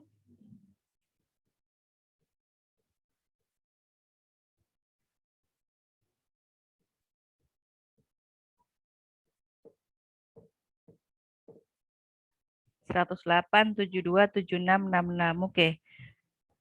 Ya. Oke, rata-rata ya baik ya. Mungkin yang di atas 100 atau di bawah 60 bisa ini dievaluasi kira-kira apa masih mungkin makannya tadi belum pas gitu, belum 1 piring atau mungkin kebanyakan piring gitu bisa ya. Jadi kayak deg-degan atau habis ini Bu lari pagi dulu nih jogging jadi agak tinggi gitu. Mungkin bisa jadi kayak gitu. Nah, tuh. Prinsipnya ngitungnya pada penderita atau korban kayak gitu ya. Jadi dicek terus ngitung 15 detik kali 4 ya. Jangan ngitung 1 menit. Too long, terlalu lama. Oke. Terima kasih yang sudah menghitung nadinya dan merespon. Sekarang hitung nafas. Cara menghitung nafas adalah kita letakkan di dada ya, di dadanya atasnya korban. Menghitung 1 nafas itu, hitungnya itu bukan 1 kali hembusan, 1 kali tarik, tapi 1 paket itu dihitung 1. 1, 2, ya. Jangan keliru, ya. Jadi hitungnya gitu. Nah, ngitungnya juga 15 detik dikalikan 4. Nah, yang perlu Anda lakukan juga adalah, kenapa sih kita perlu megang dada korban? Karena kalau ngitungnya biasanya gini kan, kalau nganu nafas ya pakai hidung. Kadang-kadang mungkin ada angin lewat gitu. Jadi kayak kita mengaburkan ya. Apalagi kalau bisa kita tutup gini. Nggak mungkin kan kita malah nutupin hidungnya korban ya. Jadi kita pegang dada. Dada ini 1, 2, 1, 2 gitu. Oke? Paham ya? Paham dulu? Nah, sekarang coba dihitung nafas Anda.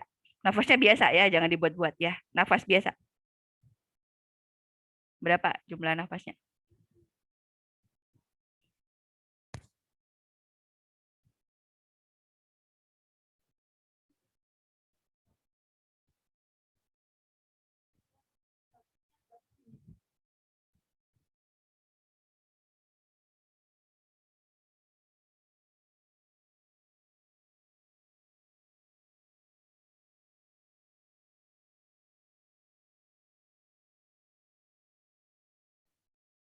Silakan ditulis di kolom chat jumlah nafasnya.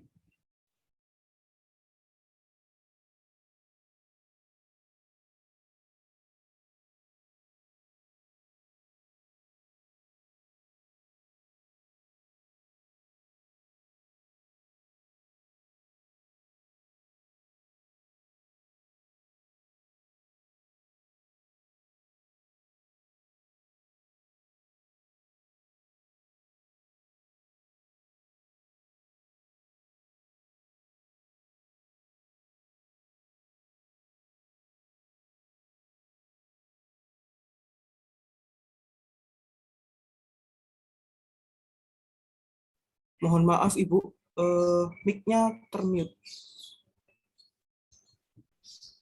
Oke. Dari mana tadi? Saya ulangi. Nadi itu adalah 60 sampai 100 ya. Kemudian kalau nafas itu 12 sampai 20 ya. Yang normal 24, maaf. Tapi pada penderita yang kecelakaan atau yang lain-lain, dia kemungkinan besar akan tinggi. Karena kan kaget, kayak ada proses apa ya.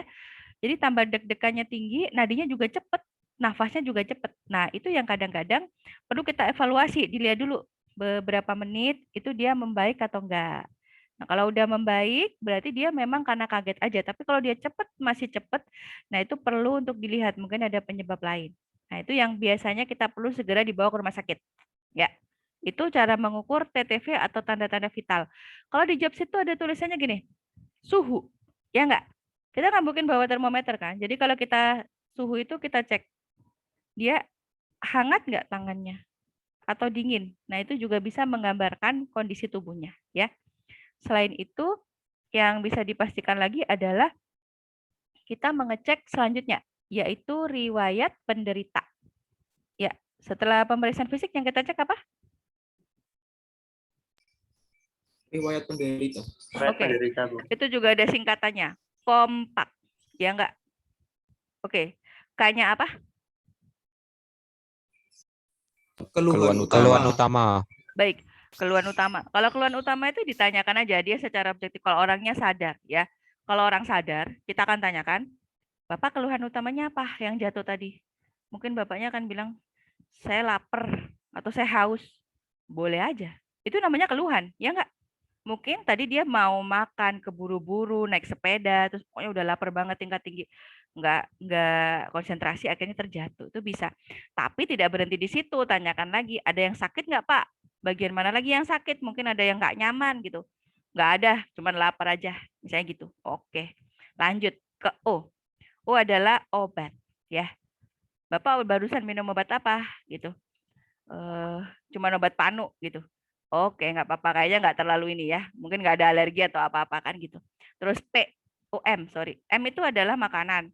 Makanan atau minuman yang dikonsumsi sebelumnya. Nah, itu yang bisa dikhawatirkan adalah yaitu tersedak ya. Ketika dia makan sesuatu, kita akan curiga dia tersedak. Makanya perlu kita tanyakan riwayat penderita makanan dan minuman. Oke. Kemudian P, penyakit. Tanyakan, Bapak sakit apa? Pernah punya penyakit apa? Oke. Kemudian A adalah alergi. Alergi bisa jadi makanan atau obat. Kemudian K. K apa yang terakhir? Kronologis kejadian. Kenapa? Kenapa kita perlu tahu kronologis kejadian?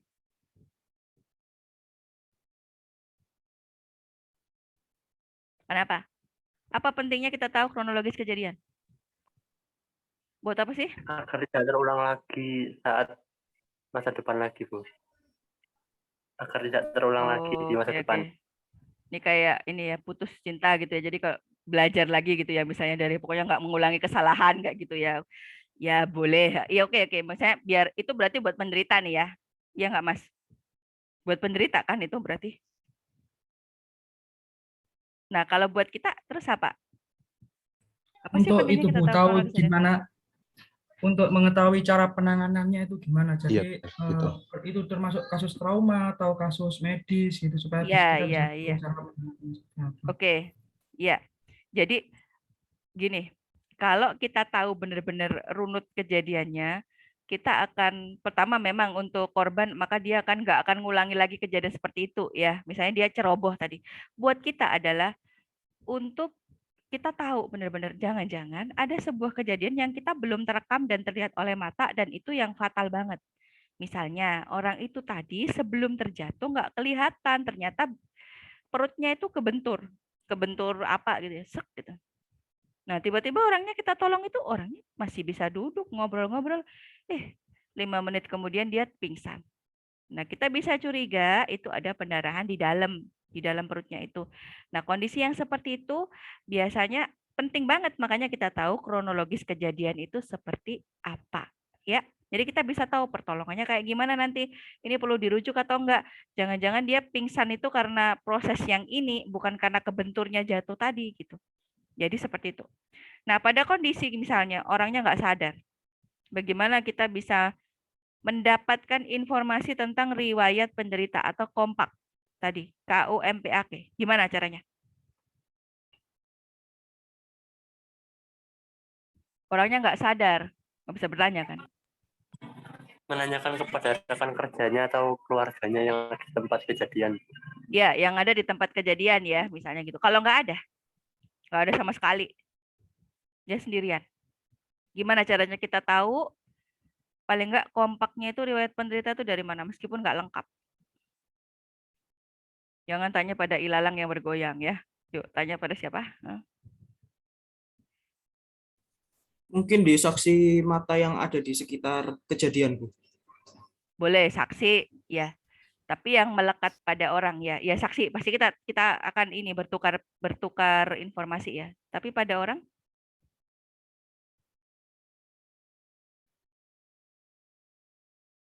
kira-kira gimana? Informasi apa yang bisa didapatkan dari tubuhnya atau barang atau apa yang di dalam tubuhnya? Gimana?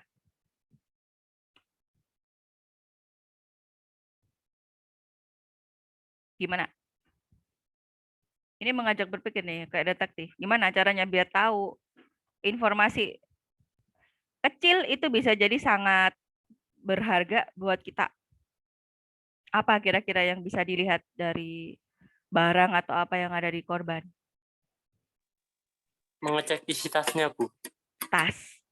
Bu, tas. Kalau dia bawa tas ya. Kalau laki-laki biasanya jarang ya. Dompet ya enggak.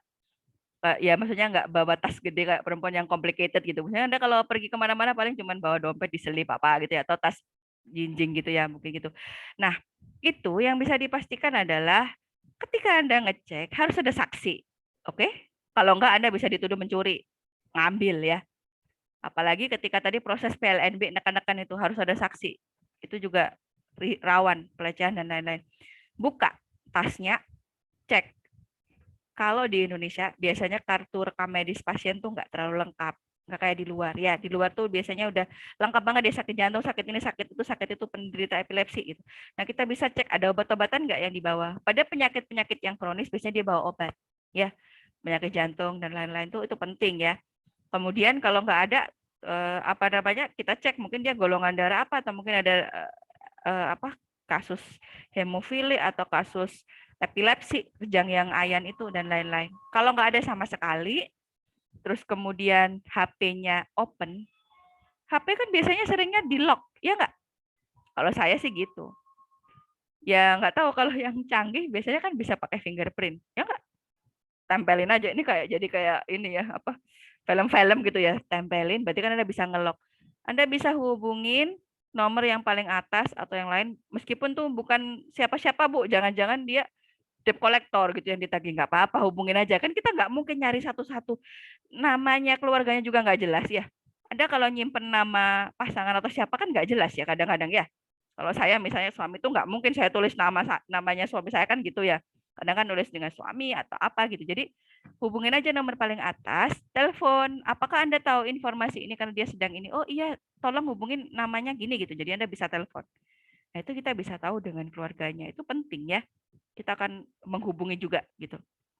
Nah, kalau nggak ada sama sekali, Bu, ya udah kompaknya dicoret aja. Kita nggak tahu sama sekali tentang riwayat penderitanya, ya. Nah, kalau udah kayak gitu, oke, lanjut ke pemeriksaan berkala. Yang paling penting di sini, kalau sudah diperiksa mulai dari awal sampai akhir, jangan ditinggalin kalau udah 10 sampai 15 menit ya. Oh, udah normal orangnya, tinggalin aja gitu. Udah ya, saya pulang gitu ya. Loh, bisa jadi dia nanti terjatuh atau yang lain-lain itu masih belum stabil, apalagi sama orang-orang sekitar. Dibawain lah gado-gado atau apa, makan Bu, makan loh, belum refleksnya belum bagus ya. Biarin dulu paling nggak setengah jaman atau yang lain-lain. Kalau mungkin orangnya udah nafas udah baik, mau gitu terus dia bilang, biasanya kan orang trauma atau apa tuh kaget ya, kayak kering gitu tenggorokannya. Boleh minum gitu. Boleh, tapi sedikit sekali minimal. Kalau perlu pakai sedotan, sedikit sekali atau sesendok aja. Itu hanya untuk membasahi. Biasanya orang kan gitu ya. Tapi jangan bergelas-gelas gitu dan lain-lain. Tidak boleh ya. Refleksnya masih belum bagus ya. Terus yang pada pemeriksaan berkala itu apa yang dicek Bu? Semuanya. Anda cek lagi nadinya. Jangan-jangan loh tadi nadinya normal, sekarang 50 atau 30. Nah, itu kan bahaya. Nah, itu berarti perlu untuk dipikirkan segera dibawa ke rumah sakit. Terus selanjutnya cek nafasnya juga dan lain-lain. Sambil seperti itu kalau kondisi udah nyaman dan tenang, pinggirkan, kasih tempat yang nyaman. Biasanya pada posisi dia berbaring kayak gitu. Terus kalau kondisi shock ya biasanya kaki diangkat. Tapi kalau enggak dia boleh dudukan aja atau berbaring atau gimana biar istilahnya dia membaik. Bahkan Anda bisa cek di job sheet dan juga di video ada yang namanya recovery position. Recovery position tuh miring. Jadi kenapa sih orang itu nggak boleh telentang? Kalau dia muntah, dia nggak akan masuk lagi ke saluran pernafasan. Jadi dia miring ya. Itu bisa dicek nanti recovery position. Gitu. Nah ini sampai kapan? Ditunggu terus kayak gitu. Sampai benar-benar ambulan atau bantuan datang. Jangan ditinggalin. Sampai dia dipindahkan ke yang medis. Ada nggak Bu kasus-kasus yang nggak usah manggil ambulan? Tapi dia bisa ini. Ada nggak? Nggak usah manggil ambulan, dia udah bangun. Misalnya kita ada ojol gitu di jalan jatuh gitu. Udah saya udah nggak apa-apa kok ini nanti. Kasihan ya kadang-kadang. Udah harus nganterin GoFood nih. Kalau nggak gitu nanti saya disuspend, dikasih bintang 1. Kadang-kadang gitu. Kadang-kadang ya kita kalau lagi pesan makan atau apa ya ini ya apa lebih apa tuh ya lebih empati lah ya gitu. Mungkin di jalan tuh ya macet lah. Namanya kalau orang nunggu beli makan tuh kan lama. Siapa yang sabar banget gitu ya. Kadang kan udah ngantri, ada emak-emak nyerobot antrian lagi dan lain-lain. Jadi kan mungkin jadi emosi orangnya jadi kayak gitu. Jadi kalau terlambat atau yang lain-lain ya sabar ya gitu. Kayak gitu. Oke, lanjut. Setelah semuanya ending ditolong oleh yang lain-lain, biasanya kalau Anda terjadi di perusahaan, Anda namanya buat pelaporan. Nah, pelaporan tuh ada formatnya, mulai dari awal sampai akhir tadi kejadiannya kayak gimana, nadinya gimana awalnya dan itu dan sehingga Anda tahu kronologisnya kayak gimana. Fungsinya tadi penting, tadi seperti disampaikan bahwa agar tidak terulang lagi benar. Jadi orang itu tadi ternyata kronologisnya dia tuh kelaparan. Terus pengen segera makan buru-buru. Nah, itu kan berarti kalau apa namanya benar-benar harus jaga. Benar-benar kalau makanan atau energi itu dijaga biar istilahnya nggak sampai terulang hal yang sama. Itu sebagai salah satu contoh saja. Ya. Nah, itu untuk sampai ending ya. Yang mau saya ulas sedikit adalah choking. Choking atau tersedak. Tadi belum sempat diulas. Kalau choking atau tersedak paling sering ya karena makanan, minuman ya. Pada makanan tertentu biasanya yang bentuknya licin. Yang bulat-bulat ya, yang lain-lain. Nah, itu perlu Anda potong terlebih dahulu sebelum masuk di mulut. Kalau nggak gitu, kalau ngunyah, itu jangan ngunyah di depan. Ini tuh gigit. Ngunyah itu di geraham. Ya. Kalau Anda ngunyahnya di geraham, kemungkinan besar Anda ketelan dan tersedak itu kecil. ya, kemungkinan besar ya kecuali. Nah, ketika Anda berbicara, bersenda gurau dan yang lain-lain, tolong dijaga tidak makan dan minum karena bisa tersedak. Kalau Anda ingat pelajaran SMP mungkin atau SMA, itu ada yang bagian namanya epiglotis, itu nutup saluran nafas. Kalau Anda lagi makan atau yang lain-lain. Nah, dia nutupnya itu karena rangsang yang terjadi di dinding-dinding mulut dan bagian anak tekak belakang atau uvula, atau biasanya kalau bahasa Jawa tuh anil-anil dulu. Ya, yang kayak gini bentuknya. Itu kalau kesentuh makanan, itu dia akan merespon epiglotisnya kan tutup juga. Nah, kalau Anda lagi ngomong, kalau ngomong kan pasti bicara ini ya, bernafas. Ya enggak? Gimana nggak bernafas orang udaranya dari sini ya. Sini tuh bingung. Nutup nggak. Nah, pada kondisi tertentu dia lagi kebuka, masuklah gitu ya. Kalau pada laki-laki sih biasanya agak jarang ya kasus benda asing selain makanan. Kalau wanita jarum pentul ya, jarum peniti atau yang lain-lain. Kalau Anda mungkin apa tuh? Biasanya kan orang lagi kinestetik banget, lagi ngeratiin apa ini digigit apa tuh tutupnya. Ini ya digigit ini. Masuklah kadang gitu ya. Atau jangan-jangan apa nih flash disk misalnya kecil gitu. Misalnya gitu. Jadi hati-hati ya. Jangan masukkan benda di mulut kayak gini ya. Hati-hati. Apalagi pas nggak sadar diajak bicara, hap gitu masuk. Nah, itu yang berbahaya. Nah, yang perlu Anda waspadai lagi kalau misalnya cairan itu juga bisa, apalagi cairan yang asam. Lagi makan bakso panas pedes. Itu kan asam banget, sakit nih tuh kalau masuk ke ini saluran nafas ya. Sakitnya luar biasa, orang nggak masuk saluran nafas di sini aja sakit kalau kesedak ya. Kayak rasanya tuh ini ya. Jadi kalau makan pelan-pelan ya, meskipun menikmati dan yang lain-lain itu juga gitu. Oke.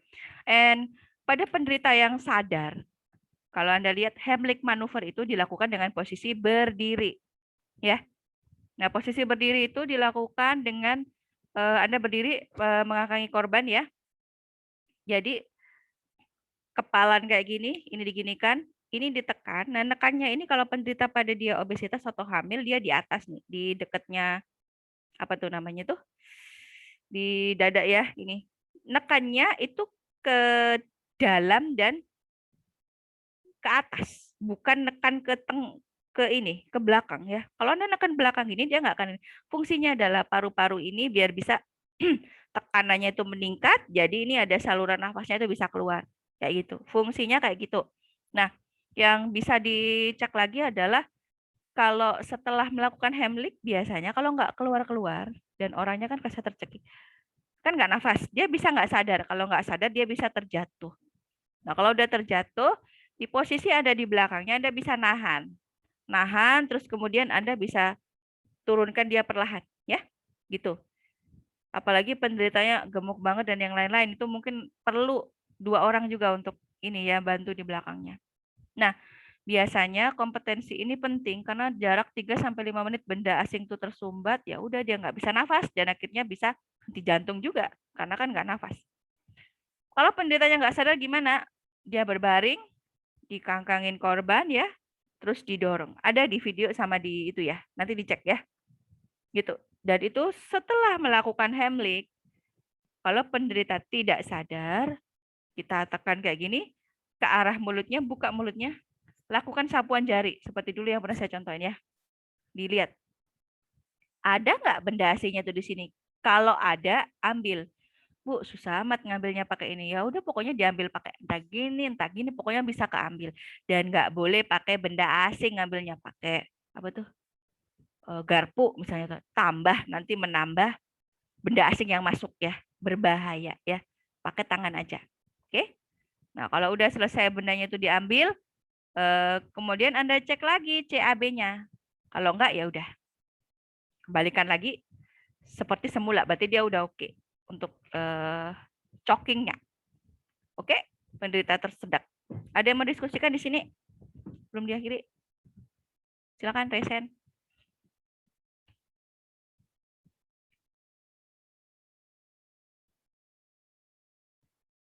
Silakan juga, Mas juga. Ya Bu, saya izin bertanya, untuk apabila ada sumbatan itu tadi ya Bu ya, itu paling dalam itu sampai ke trakea atau laring gitu apa enggak, Bu? Apa cuma di bagian tenggorokan saja? Yang paling dalam tuh maksudnya gimana? Ya, misal ada sumbatan itu Oke. paling dalam maksudnya sampai bagian mana gitu loh, Bu? Oke. Bagian ya, Ya. Pak. Yang bisa ditolong maksudnya. Kan kalau Iya, bedah iya, kan iya. ya tergantung ukuran ya Mas ya. Misalnya pentol biasa, jadi ngomongin bakso nih. Pentol yang isi telur puyuh, isi telur asin, itu ukurannya kan beda ya. Nah kalau yang isi telur asin mungkin ya sampai nutup aja di daerah sini. Tapi kalau isinya nggak ada berisi, dia bisa masuk sampai ke bronkus. Jadi paru-paru, itu ada trakea, yang ada cincin-cincinnya tulang rawan, terus bercabang 2, bronkus. Bronkus tuh yang belum masuk paru. Kalau udah masuk paru, lebih kecil lagi namanya bronkiolus. Nah itu kalau gede banget ya mungkin nempelnya di sini. Dan biasanya kalau gede lebih cepat agak mudah keluar. Tapi kalau kecil kayak pentol yang original yang nggak ada ini, yang apalagi yang cilok 500-an itu kan kecil biasanya ya. Itu masuknya bisa di salah satu, di bronkiolusnya atau yang lain-lain. Nah kalau masuknya sebagian nih, ini kan trakea. Trakea itu yang tulang-tulang itu ya. Masih inget nggak ya? Ada trakea, terus bercabang ini. Di karina itu percabangan trakea ke bronkus itu namanya karina. Bagus nih namanya kayak perempuan ya. Bronkus masuk di salah satu aja. Bronkus yang satunya salurannya masih bisa nafas. Ya masih bisa nafasnya. Bisa. Tapi terhambat. Yang sini nggak naik. Ya. Ada bahkan kalau pada first aid udah di kayak gini kok masih nggak naik-naik ya. Dan dia tahu mungkin makan bareng. Itu yang ditelan tuh kecil kok, segini mungkin. Ada yang menggunakan cara sampai ditiup. Lakukan rescue breathing, tiup, fungsinya biar sumbatannya itu masuk ke salah satu. Biar satunya itu buka. Itu ada yang sampai kayak gitu. Prinsipnya adalah ketika kita melakukan pertolongan itu pokoknya apa aja itu dipikirkan. Jadi kadang-kadang ini cuma teori aja nih Bu. Iya, emang teori aja, tapi di lapangan nanti itu lebih mengerikan atau lebih kita nggak bisa mikir kadang gini. Ada korban, duh ngapain dulu ya. Jadi kayak masih shock gitu, jadi ini mau ngapain dulu sih, lupa urutannya, lupa gini, kadang ngecek nadi dulu, jadi nggak karu-karuan, jadi kayak gitu. Nah pada kondisi ini udah di Heimlich, kita tahu waktu itu kita benar-benar tahu loh ya, tapi bendanya loh cuman kecil segini. Ini kalau nyumbat di karina tadi di trakea sama sini, nyumbat di sininya nggak jatuh ke salah satu, nyumbat di 2 saluran, itu nggak akan bisa nafas. Makanya kadang-kadang kita bantu dorong, tiup dengan sekuat tenaga biar dia dorong dulu ke sini, dia bisa gini. Gimana Bu? Ibu tuh jadi menciptakan luka baru. Nanti dokter bedahnya ngomel-ngomel marah. Ya itu perkara nanti. Sekarang yang diutamakan kan bisa nafas dulu nih. Ya. Jadi pada life saving itu pokoknya kadang ya egois. Tapi yang pokoknya bisa nafas dulu. Terus gimana? Kita kan nggak mungkin punya kawat yang panjang kayak di bedah itu, bronkoskop itu masukin terus kayak nyapit gitu kan nggak mungkin. Ini lagi pertolongan gawat. Udah di Heimlich berkali-kali nggak naik, tetap tersumbat, ya udah lakukan itu gitu. Kadang-kadang kayak gitu nih. Jadi tergantung ukurannya ya Mas Yoga. Iya Bu, terima kasih Bu. Ya sama-sama. Ada lagi sebelum diakhiri? Mas Rian, silakan. Izin bertanya Bu. Silakan. Saya dulu kan pernah nelen uang logam ya. Oke. Itu apakah cara pertolongan pertamanya itu sama keselak kayak pentol gitu? Iya, ya sama aja. Benda tersedak apapun itu penolongannya tersama, baik pentol, gorengan, bakwan atau misalnya keselak ya katakanlah. Mas, dulu waktu umur berapa tuh? Sekitar SD kelas 2 Bu. Oh, masih ya, tapi udah gede ya, nggak bisa dibalik. Kalau pada bayi itu beda nolongnya ya, di backbone namanya. Kalau ini bayi gini, dibalik kayak gini tuh di gini. Punggung bagiannya di gini kan. Jadi kayak dihentak gitu. Tapi kalau udah gede, kelas 2 kan udah gede ya. Kalau kayak gitu biasanya dipangku, ditelungkupin di pangku, terus dipuk-puk gitu bisa. Terus keluarnya kayak gimana tuh Mas? Kok bisa keluar? Dulu saya dibawa ke UGD kalau nggak salah. Kayaknya pakai alat kayak sendok gitu ya Bu, diambil gitu. Tapi nggak, maksud saya berarti nggak nyumbat saluran nafas nih, ya? Cuman masuk aja ya? Itu uang sekecil apa tuh? Dulu Udah kan lupa ya? Bu, udah lupa Bu. Kayak habis bangun tidur, kayak di kantongan itu saya pikir permen. Gitu. Ternyata Belum uang sadar logam. sempurna. Ya, oke. Mas Kian. Terus dimasukin gitu ya Mas di mulut. Oke. Terus eh, udah lupa ya ukurannya, enggak? Soalnya kalau ukurannya besar, Anda biasanya nggak bisa nafas. Tapi kalau ukurannya kecil dan itu masuknya miring, nah masih bisa nafas, tapi perlu diambil. Waktu itu keluarinnya gimana di rumah sakit? Kurang tahu Bu. Lupa. Ya nanti bisa Lupa. ditanyakan sama orang tua. Itu bisa membantu informasi Anda banget biar lebih waspada ya. Ya, Iya. ini kalau ininya berarti kalau mau tidur di kantong jangan ada apa-apa deh ya. Entah permen atau apa, biar kadang bahaya. Lu kadang orang itu refleks ya. Itu mungkin bangun tidur udah lapar kayak pengen apa, ini kayak permen, Yupi lah, dipikir apa terus dimakan. Nah, itu bahaya ya. Tapi waktu itu Anda sadar kan ya? Masih ingat sadar? Masih Bu. Oke, nanti ditanyakan ya ke orang tua. Saya juga penasaran nih. Maksudnya itu Siap. ukurannya berapa sen, berapa rupiah, terus masuknya tuh posisi gimana, sehingga terus nolongnya gimana nih caranya, ya? Oke? Kalau setahu saya Bu, kan ada rongsenannya gitu ya Bu. Ya. Itu kayaknya uang 500-an yang putih itu. Kecil, oke? Ya, kecil. Tapi Terus gede tuh. terus menghadapnya itu ke depan, Bu. Jadinya ke arah tenggorokan gitu. Di mana? Di sini apa udah dimasuk di sini? Di sini kalau di sini. Oke, karena ukurannya besar dan itu yang pasti posisinya nggak gini nih. Ya, kalau posisi gini udah wassalam Anda. Ya, ya nggak? Posisi gini, ada buka kan? Nggak nutup, ya nggak? Bener. Jadi masih ada. Anda masih bisa ngomong nggak waktu itu? Masa gitu? Cuma agak terhambat kayak Bu. Oke. Saya nggak bayangin. Oke, ini pengalaman yang ini loh, pengalaman memang ada yang menyenangkan, ada yang enggak ya. Tapi yang enggak menyenangkan tuh ya dibuat ini apa namanya pelajaran ya. Boleh diceritain ke siapapun biar lebih aware. Ya enggak? Terima kasih sudah berbagi di sini. Biar teman-teman juga hati-hati kalau apa habis. Pokoknya kalau orang bangun tidur atau masih belum jangkep, istilahnya kalau bahasa Jawa itu jangan ini deh, memegang apapun. Kadang-kadang nggak sadar mimpi mungkin ya. Kadang-kadang ada yang mimpi kencing mungkin ya dipikirnya di kamar mandi gitu, ternyata masih di kasur, ada yang kayak gitu, jadi kayak nggak sadar kayak gitu. Makan makanya tuh uang 500-an tuh kan warnanya putih ya, silver ya kalau nggak salah, yang kecil itu bukan yang kuning kan. Kalau yang kuning lebih kecil, memang yang agak langka itu loh, yang katanya dijualnya mahal padahal ya juga enggak ya. Ya, oke, terima kasih sudah berbagi. Caranya sama ya harusnya, tapi kalau kondisi pada kayak gitu tuh Anda masih sadar kan, ya enggak? Bisa ngomong, harusnya refleks batuknya itu bisa, harusnya. Tapi kalau nggak bisa, jangan di Heimlich. Anda masih sadar soalnya. Kenapa?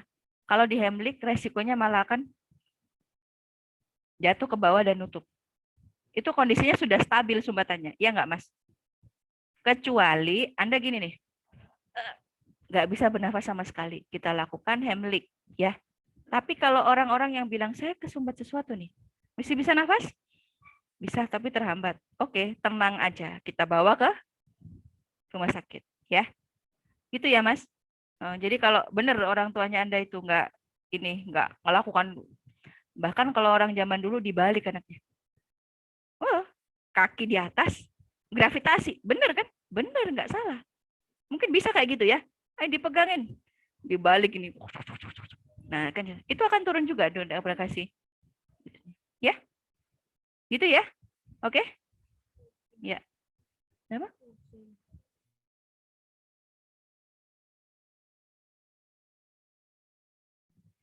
Oke. Ada lagi yang mau diskusikan? Sudah 10.39? Sudah? Baik.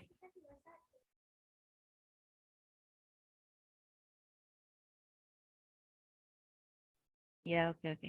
Gimana? Sudah? Maaf. Ya wajar kalau di rumah banyak interupsi anak saya. Oke, sudah.